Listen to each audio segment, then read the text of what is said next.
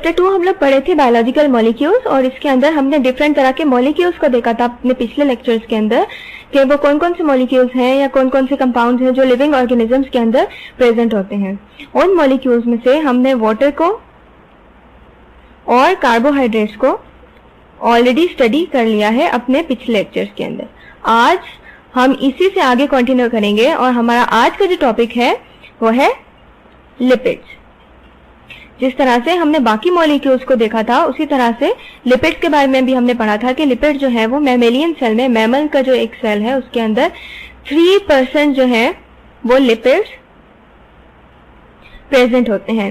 अब आज के लेक्चर में हम क्या करेंगे, आज के लेक्चर में हम ये पढ़ेंगे कि लिपिड्स बेसिकली होते क्या है और लिपिड्स को हम किस तरह से क्लासीफाई कर सकते हैं। तो एक रोड मैप बना लेते हैं। हमने बेसिकली स्टडी क्या करना है, हमने सबसे पहले तो देखना है कि लिपिड्स क्या चीजें होती हैं, किन चीजों को हम लिपिड्स कहते हैं। उसके बाद हम इसके स्ट्रक्चर को थोड़ा सा देखेंगे और लिपिड्स, क्योंकि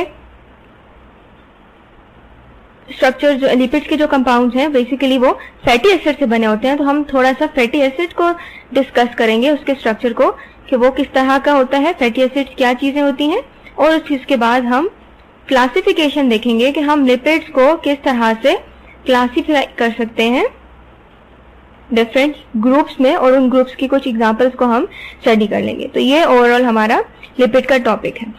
सबसे पहले हम आ जाते हैं अपने बेसिक टॉपिक के ऊपर कि लिपिड्स बेसिकली हैं क्या। लिपिड्स का जो वर्ड है लिपिड, ये एक ग्रीक वर्ड से डिराइव हुआ है जिसका मतलब है फैट्स। लिपिड जो है वो लाइपोस वर्ड से डिराइव हुआ है। लाइपोस जो है वो एक ग्रीक वर्ड है और इसका मतलब क्या है, इसका मतलब है फैट। तो लिपिड हम किसे कहते हैं, लिपिड हम कहते हैं they are the diverse group, एक बहुत बड़ा ग्रुप है हमारे पास कंपाउंड्स का जिसके अंदर हमारे पास फैट्स, ऑयल्स और इसी तरह के रिलेटेड कंपाउंड्स आ जाते हैं।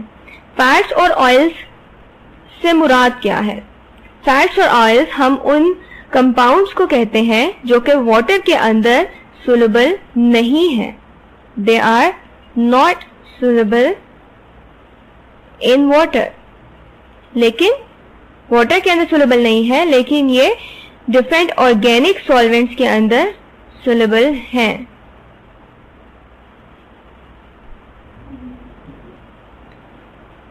तो आहिस्ता आहिस्ता करके हम इसको देखते जाते हैं कि इनके अंदर होगा क्या। सबसे पहले हम कुछ कैरेक्टरिस्टिक्स को डिस्कस कर लेते हैं कि लिपिड्स की बेसिकली क्या कैरेक्टरिस्टिक्स हैं, हमें कैसे पता चलेगा कि कौन से ऐसे सब्सटेंसेस हैं जो कि लिपिड्स हैं। तो कैरेक्टरिस्टिक्स ऑफ लिपिड्स, सबसे पहले जैसे कि हमने पहले डिस्कस किया, लिपिड्स जो हैं वो ऐसे कंपाउंड्स हैं जो कि वाटर के अंदर सोल्यूबल नहीं है। तो ये हमारे पास पहला कैरेक्टरिस्टिक आ जाता है कि they are insoluble in water, पानी के अंदर ये डिसॉल्व नहीं होते, ये पानी के अंदर इनसोल्यूबल हैं। अब पानी के अंदर डिसॉल्व नहीं होते तो फिर किसके अंदर होते हैं, they are soluble in organic solvents. Organic solvents हमारे पास कौन से हो जाते हैं, हमने आपको कुछ पिछले लेक्चर्स के अंदर भी कुछ एग्जांपल्स बताई थी ऑर्गेनिक सॉल्वेंट्स की। तो ये जो लिपिड्स हैं ये ऑर्गेनिक सॉल्वेंट्स के अंदर डिसॉल्व हो जाते हैं और ऑर्गेनिक सॉल्वेंट्स में हमारे पास आ जाते हैं बेंजीन है, बेंजीन या फिर हम कहते हैं क्लोरोफॉर्म है, या फिर अल्कोहल्स होते हैं डिफरेंट, ईथर्स वगैरह। तो इस तरह के कुछ ऑर्गेनिक सॉल्वेंट्स जो हैं ये लिपिड्स उनके अंदर डिसॉल्व हो जाते हैं, उनके अंदर सोल्यूबल है, जबकि वाटर के अंदर सोल्यूबल नहीं है। सेकेंड जो थर्ड प्रॉपर्टी जो इसकी बेसिकली है वो ये है, लिपिड जो हैं इनके जो बिल्डिंग ब्लॉक्स हैं, लिपिड बनते किस तरह से हैं, वो बनते हैं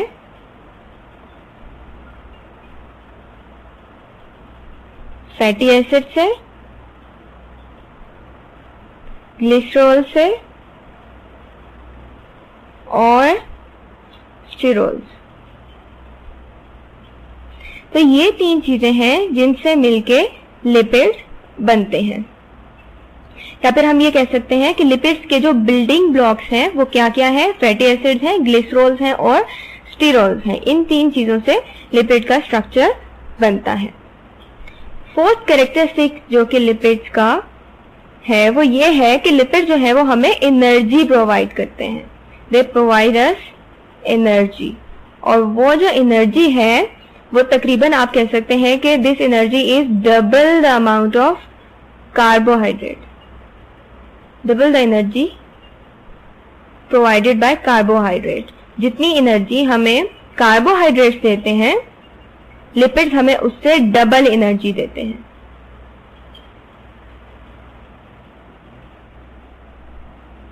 कार्बोहाइड्रेट्स यानी कि फॉर एग्जांपल अगर हम एग्जांपल देखते हैं, हमारे पास 1 ग्राम कार्बोहाइड्रेट है तो वो जितनी एनर्जी देगा लिपिड्स उसके 1/2 ग्राम ही एनर्जी दे देगा। फॉर एग्जांपल अगर हम लोग कहते हैं कि 1 ग्राम कार्बोहाइड्रेट है वो हमें x कैलोरीज एनर्जी दे रहा है, तो 1/2 ग्राम लिपिड उतनी ही एनर्जी हमें प्रोवाइड कर देगा। यानी हमें कार्बोहाइड्रेट डबल क्वांटिटी में लें तब जाके हमें उतनी ही एनर्जी मिलती है जितनी लिपिड हमें देता है। और ये एनर्जी कहां से आती है, लिपिड्स हमें ये एनर्जी कहां से देते हैं? लिपिड के अगर हम स्ट्रक्चर की बात करें जो कि हम आगे डिस्कस करेंगे, लिपिड्स के अंदर बेसिकली कार्बन और हाइड्रोजन बॉन्ड्स जो हैं वो ज्यादा होती हैं एज कम्पेयर टू कार्बोहाइड्रेट्स। जबकि कार्बोहाइड्रेट्स के अंदर क्या होता है, कार्बोहाइड्रेट्स में हमने देखा था कि इनके अंदर एल्डिहाइड्स की वजह से, इनके अंदर एल्डिहाइड्स की प्रेजेंस की वजह से होता क्या है कि कार्बन के साथ ऑक्सीजन बॉन्ड होती है, और जब ये बॉन्ड टूटती है तो हमारे पास एनर्जी आती है। जबकि लिपिड्स के केस में होता क्या है कि लिपिड्स के केस में कार्बन और हाइड्रोजन बॉन्ड की वजह से हमारे पास एनर्जी आती है, और ये बॉन्ड क्योंकि ज्यादा स्ट्रॉन्ग है तो इसके टूटने की वजह से हमें एनर्जी भी ज्यादा मिलती है। तो ये एक वजह है कि कार्बोहाइड्रेट्स हमें कम एनर्जी देते हैं as compare to lipids.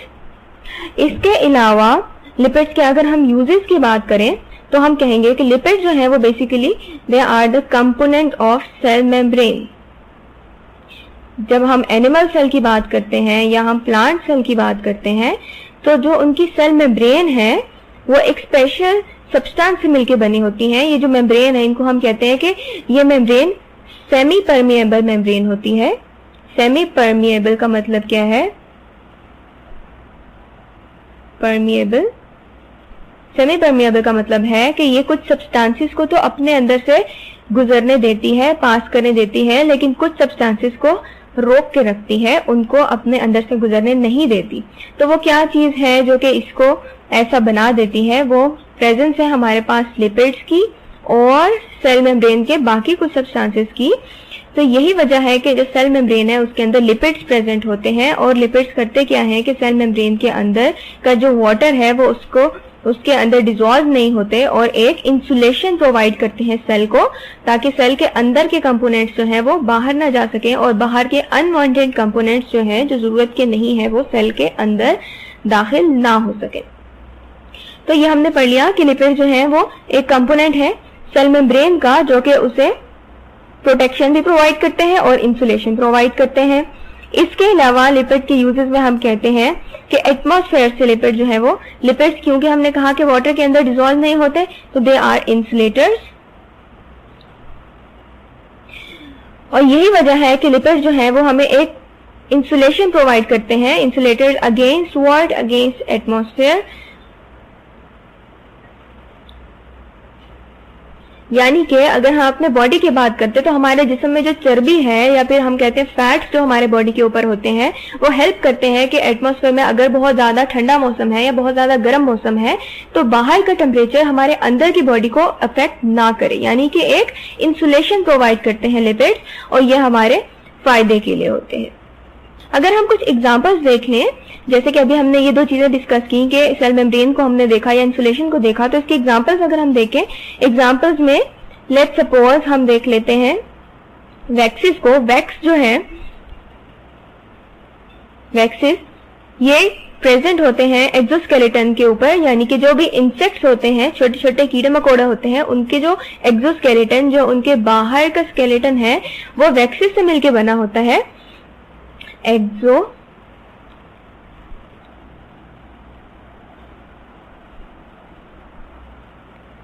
Of insects. और वैक्सीज करते क्या है, ये इनको इंसुलेशन प्रोवाइड करते हैं, और रिजल्ट फायदा क्या होता है, फायदा ये होता है कि एटमॉस्फेयर के जो हीट और कोल्ड, बहुत ज्यादा गर्म टेम्परेचर या बहुत कम टेम्परेचर हो तो इंसेक्ट की बॉडी के ऊपर कोई असर नहीं पड़ता। इसके अलावा एक और एग्जांपल जो हम देखते हैं वो हम कहते हैं क्यूटिन की।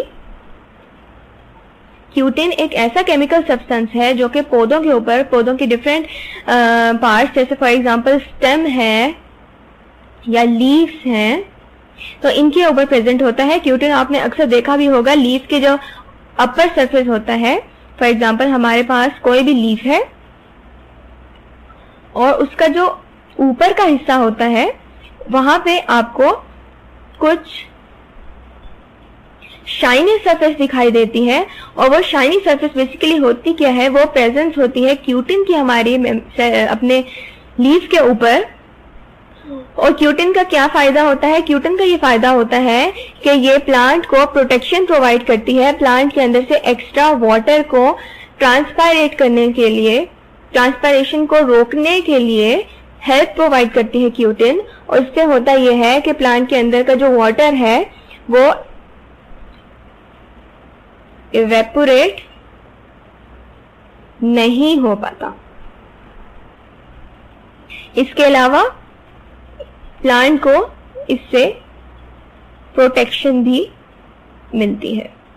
तो ये कुछ यूजेस थे जो कि हमने पढ़ लिए लिपिड्स के, और उससे पहले हमने कुछ कैरेक्टरिस्टिक्स देखी कि लिपिड्स की क्या क्या कैरेक्टरिस्टिक्स होती हैं। इसके बाद हम आ जाते हैं कुछ स्ट्रक्चर के ऊपर। हमने कहा था कि जो लिपिड्स हैं वो बेसिकली स्ट्रक्चर, हमने कहा कि था कि लिपिड्स जो हैं वो फैटी एसिड से मिलके बने हुए हैं। फैटी एसिड जो हैं वो लिपिड का एक बिल्डिंग ब्लॉक है, और लिपिड जो है वो इनसे मिलके बने हैं। तो सबसे पहले तो हम ये देख लेते हैं कि फैटी एसिड्स क्या होते हैं। आपको थोड़ा सा अपने ऑर्गेनिक केमिस्ट्री के कॉन्सेप्ट्स को रिवाइज करना होगा, जो कि आप ऑलरेडी अपनी 10th क्लास में पढ़ के आ चुके हैं। मजीद भी आप अपने सेकेंड ईयर में ऑर्गेनिक केमिस्ट्री के टॉपिक में इसको डिटेल में पढ़ेंगे कि ऑर्गेनिक कंपाउंड्स में जब मैक्रो मॉलिक्यूल्स हैं, यानी कि हमारे ऐसे मॉलिक्यूल जो हमारे बॉडी के अंदर प्रेजेंट होते हैं, तो उनकी क्या कंपोजिशन है, उसके अंदर आप मजीद डिटेल में भी देख लेंगे। यहाँ पे हम आपको ओवरव्यू देंगे कि फैटी एसिड्स क्या होते हैं, वो किस तरह से बनते हैं। तो सबसे पहले तो हम आ जाते हैं फैटी एसिड्स के स्ट्रक्चर के ऊपर। जिस तरह से हमने अपने पिछले टॉपिक के अंदर कार्बोहाइड्रेट के स्ट्रक्चर को डिस्कस किया था और हमने एल्डिहाइड्स और कीटोन्स को देखा था, बिल्कुल वैसे ही हम फैटी एसिड्स को देखेंगे। फैटी एसिड के जब हम स्ट्रक्चर की बात करते हैं तो हम कहते हैं कि फैटी एसिड्स के अंदर हमारे पास एक कार्बन एटम है, इस कार्बन एटम के साथ डबल बॉन्ड है ऑक्सीजन की, और फिर एक साइड पे हमारे पास OH ग्रुप है, और इसके एक साइड पे हमारे पास कोई भी चेन हो सकती है अल्काइल ग्रुप की। ये अल्काइल ग्रुप कुछ भी हो सकता है, R जो है हमारे पास ये CH3 भी हो सकता है। इसके अलावा हम कह सकते हैं RCH2 CH3। इसी तरह हमारे पास कोई भी अल्काइल ग्रुप की कोई भी चेन जो है वो इस R की जगह हो सकती है। तो बेसिकली ये स्ट्रक्चर हमारे पास फैटी एसिड का, जिसके अंदर हमने कहा कि कार्बन है, डबल बॉन्ड है ऑक्सीजन के साथ, सिंगल बॉन्ड के साथ हमारे पास ऑक्सीजन एंड देन हाइड्रोजन, और एक साइड पे हमारे पास कोई भी अल्काइल ग्रुप या कोई भी अल्काइल चेन प्रेजेंट है। एग्जाम्पल में जब हम देखते हैं, फॉर एग्जाम्पल हमारे पास, हाँ आपने वैसे भी नाम सुना होगा एसिटिक एसिड का। एसिटिक एसिड, तो एसिटिक एसिड में होता क्या है, एसिटिक एसिड का अगर हम स्ट्रक्चर ड्रॉ करें तो वो कुछ इस तरह का स्ट्रक्चर होगा। इसके अंदर होता यह है कि एक कार्बन है, डबल बॉन्ड है ऑक्सीजन की, और एक साइड पे हाइड्रोक्साइड ग्रुप, जैसे कि हमने आपको बताया इस तरह से है, जबकि इसके साथ एक और कार्बन अटैच है और इसके तीनों साइड्स पे हाइड्रोजन है। तो इस तरह से हमारे पास एसिटिक एसिड बन जाता है। और इसका फॉर्मूला क्या है, इसका फॉर्मूला हम इस तरह से लिखते हैं CH3COOH। तो ये जो COOH है, ये हमें ये बताता है कि ये कोई ना कोई फैटी एसिड है जिसकी हम बात कर रहे हैं। एसिटिक एसिड जो है वो हम अपने नॉर्मल डेली रूटीन में अपने खाने में भी इस्तेमाल करते हैं। एसिटिक एसिड जो है वो बेसिकली इसको अगर हम डाइल्यूट कर दें तो ये विनेगर होता है जो कि हम अपने डिफरेंट खानों के अंदर डालते हैं। हम अचार वगैरह जो पिकल्स होते हैं उसके अंदर यूज करते हैं। तो ये एक एग्जाम्पल है कि हम कहाँ कहाँ पे फैटी एसिड्स को यूज कर रहे हैं। इसके बाद कुछ प्रॉपर्टीज को हम डिस्कस कर लेते हैं फैटी एसिड्स की, कि वो क्या क्या प्रॉपर्टीज हैं फैटी एसिड के, क्या क्या कैरेक्टरिस्टिक्स हैं। Properties of fatty acids. Fatty acids के अंदर बेसिकली हमारे फैटी एसिड की जब हम प्रॉपर्टीज को पढ़े हैं, फैटी एसिड की प्रॉपर्टीज में पहली प्रॉपर्टी तो हम ये देखते हैं कि फैटी एसिड के अंदर even number of carbon present होते हैं। और ये जो इवन नंबर है, इवन नंबर ऑफ कार्बन, और ये जो कार्बन एटम्स हैं इवन नंबर इनका बेसिकली वो 2 से लेके 30 तक कार्बन एटम जो हैं वो इसके अंदर प्रेजेंट हो सकते हैं in the form of chains. तो लंबी लंबी चेन होती है हमारे पास कार्बन की, इसके साथ हमारे पास हाइड्रोजन अटैच होता है और एक साइड पे हमारे पास कार्बोक्सिलिक ग्रुप होता है। कार्बोक्सिलिक ग्रुप हम कहते हैं कार्बोक्सिलिक ग्रुप हम कह रहे हैं COOH को। ये हमारे पास फैटी एसिड की एक पहली प्रॉपर्टी है कि फैटी एसिड के अंदर हमारे पास 2 से लेके 30 number of carbon atoms present हो सकते हैं। फॉर एग्जांपल अभी हमने आपको ऊपर दिखाया एसिटिक एसिड को, और एसिटिक एसिड क्या है, ये जो है वो 2 कार्बन एटम्स इसके अंदर प्रेजेंट है और इसका फॉर्मूला क्या है, CH3 C double bond O and then एक और O और H, COOH। सेकेंड प्रॉपर्टी जो हम देखते हैं, हम कहते हैं कि फैटी एसिड्स के अंदर या तो कोई डबल बॉन्ड नहीं हो सकती, नो डबल बॉन्ड, या फिर हम कहते हैं कि फैटी एसिड्स के अंदर ऐसे भी फैटी एसिड्स हैं जिनमें 6 डबल बॉन्ड्स प्रेजेंट हो सकती हैं।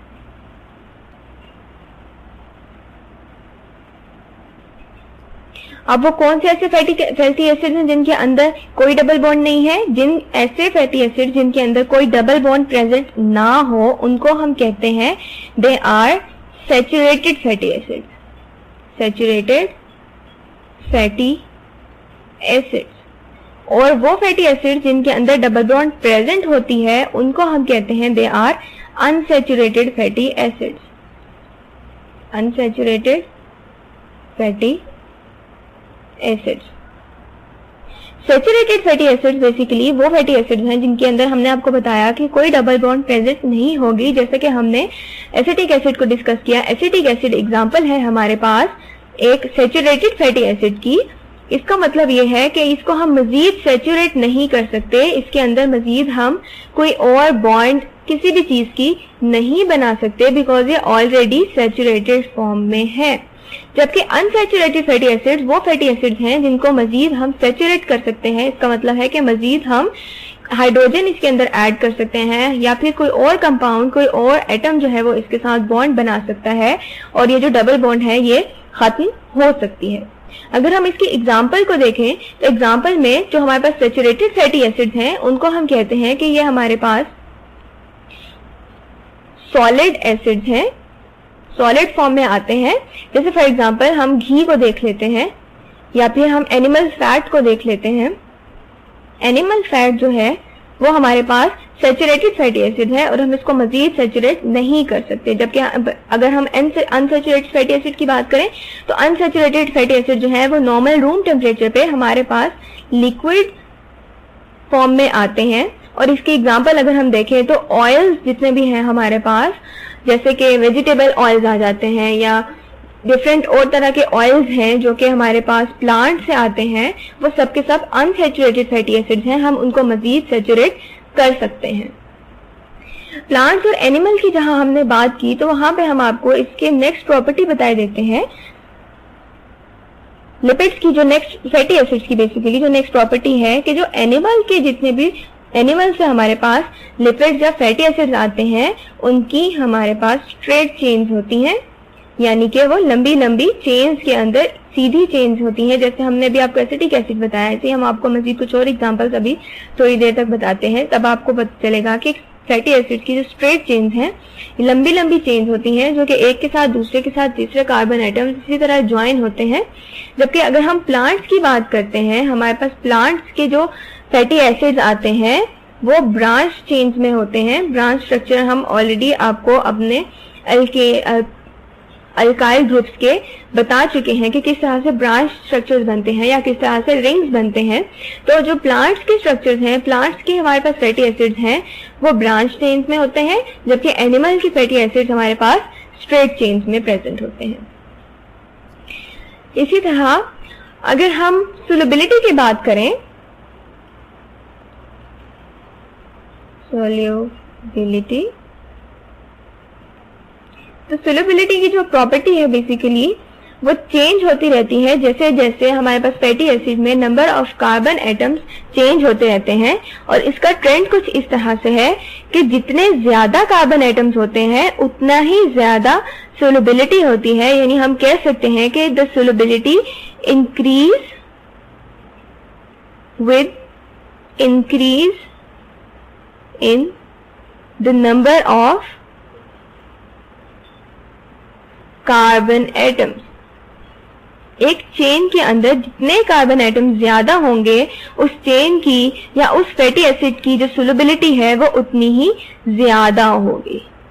इसी तरह जब हम मेल्टिंग और बॉइलिंग पॉइंट की बात करते हैं, melting point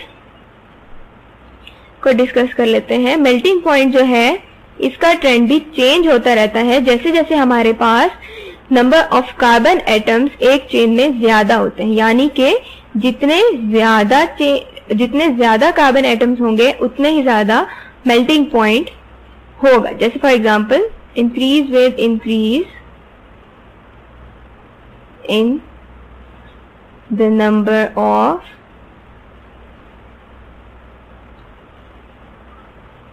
carbon atoms.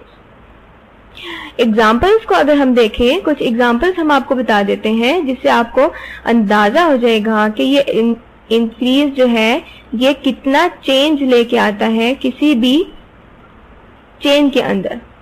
For example हम लोग एग्जाम्पल देख लेते हैं। एक हमारे पास है ब्यूटारिक एसिड,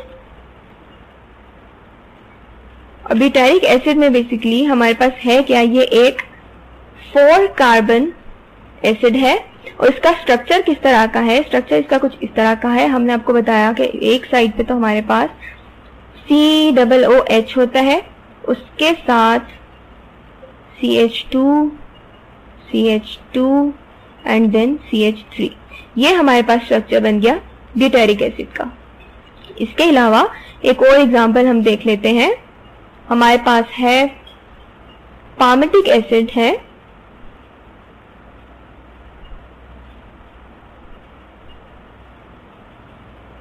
पामेटिक एसिड जो है वो हमारे पास 16 कार्बन एसिड है। और इसका स्ट्रक्चर अगर हम बनाएं तो वो कुछ इस तरह से बनेगा। हमारे पास है COOH, then CH2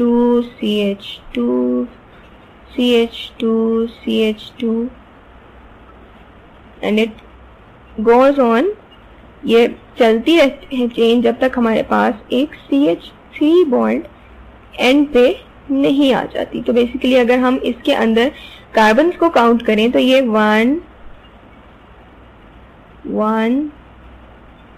2 3 4 5 and it goes on until carbon 16।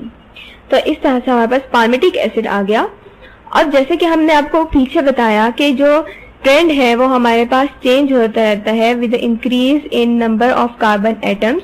तो अगर हम सोल्युबिलिटी की बात करते हैं तो हमारे पास पामेटिक एसिड जो है वो ज्यादा सोल्युबल होगा as compared to butyric acid. इसी तरह से अगर हम मेल्टिंग पॉइंट को डिस्कस करें तो जो मेल्टिंग पॉइंट है वो पामेटिक एसिड का ज्यादा होगा as compared to butyric acid. Melting point जो है ब्यूटारिक एसिड का वो basically butyric acid and we have palmitic acid. अगर हम इन दोनों के मेल्टिंग पॉइंट्स को देखें तो ब्यूटारिक एसिड का जो मेल्टिंग पॉइंट है वो है -8 डिग्री सेल्सियस, जबकि पाल्मिटिक एसिड का जो मेल्टिंग पॉइंट है वो है 63.1 डिग्री सेल्सियस। और इससे आपको अंदाजा हो जाएगा कि जो जो हमारे पास कार्बन की चेन लंबी होती जाती है वैसे वैसे हमारे पास मेल्टिंग पॉइंट भी ज्यादा होता जाता है। ये जो फैटी एसिड्स हैं जिनके हम प्रॉपर्टीज को बेसिकली देख रहे हैं, इनके अंदर हमारे पास फैट्स आ जाते हैं या ऑयल्स आ जाते हैं, फैट्स और हमारे पास ऑयल्स हैं। ये फैट्स और ऑयल्स बेसिकली लाइट होते हैं वाटर से। अगर हम पानी के वेट को देखें, they are lighter than water. अगर हम पानी के वेट को देखें और हम उसके बाद फैट्स या ऑयल्स के वेट को देखें तो फैट्स और ऑयल्स हमारे पास वेट में कम होते हैं। और इनकी अगर हम स्पेसिफिक ग्रेविटी को देखें, स्पेसिफिक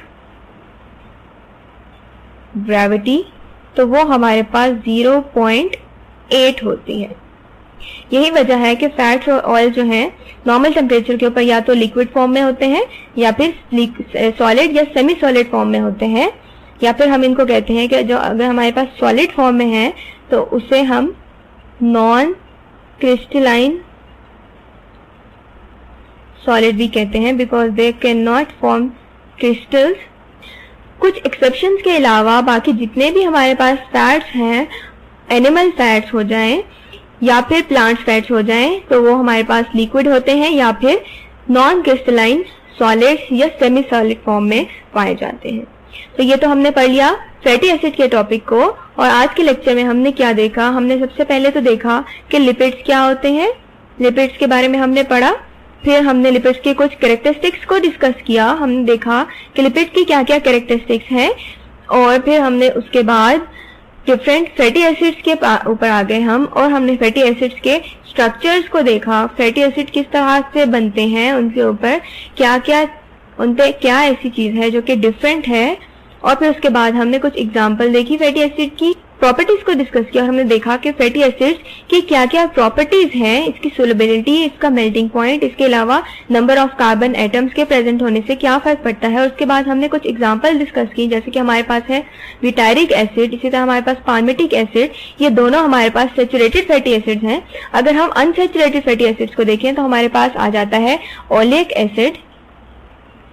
ओलिक एसिड जो है वो अनसैचुरेटेड फैटी एसिड है। वो अनसैचुरेटेड क्यों है? बिकॉज इसके अंदर डबल बॉन्ड प्रेजेंट है। अगर हम ओलिक एसिड का स्ट्रक्चर देखें तो वो कुछ इस तरह का होगा। ये हमारे पास स्ट्रक्चर बन गया है ओलिक एसिड का। और ओलिक एसिड में होता क्या है, ओलिक एसिड हमारे पास 18 कार्बन एटम से मिलके बनता है। और ओलिक एसिड में डिफरेंट क्या है, डिफरेंट ये है कि ओलिक एसिड का अगर हम कार्बन को काउंट करें 1 2 3 4 5 6 7 8 9 10 11 12 13 14 15 16 17 एंड 18, इन 18 कार्बन एटम्स में से जो 9th और 10th कार्बन एटम है, इसके अंदर अगर आप गौर से देखें तो आपको एक डबल बॉन्ड नजर आएगी। और ये डबल बॉन्ड हमें ये बताती है कि ये एक अनसैचुरेटेड फैटी एसिड है। तो ये हमने देख लिया कि अनसैचुरेटेड फैटी एसिड्स क्या होते हैं और फैटी एसिड्स क्या होते हैं। अपने नेक्स्ट लेक्चर के अंदर हम डिस्कस करेंगे डिटेल में कि लिपिड्स को हम किस तरह से मजीद आगे क्लासिफाई कर सकते हैं। हम क्लासिफिकेशन देखेंगे, क्लासिफिकेशन ऑफ लिपिड्स को, और डिफरेंट एग्जांपल्स देखेंगे कि वो कौन कौन से लिपिड्स हैं जो हम अपनी डेली लाइफ में यूज करते हैं और उनके हमें क्या क्या फायदे होते हैं। तो ये तो था हमारा आज का लेक्चर।